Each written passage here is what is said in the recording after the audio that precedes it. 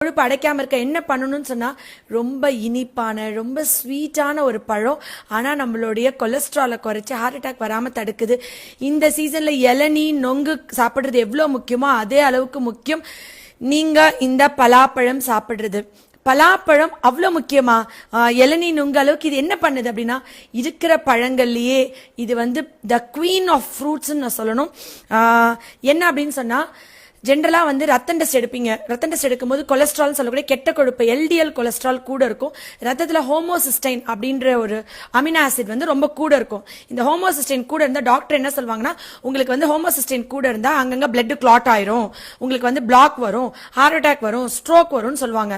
இந்த ரத்தத்துல உள்ள ஹோமோசிஸ்டைன் ஏன் கூடுதுன்னா, விட்டமின் B6 B12 ஃபோலேட் இந்த 3 சத்துக்கும் குறைபாடு இருக்கிறனால தான். இந்த ஹோமோசிஸ்டைன் ரத்தத்துல குறைக்கக்கூடிய ஒரே உணவுப் பொருள் பலாப்பழம்.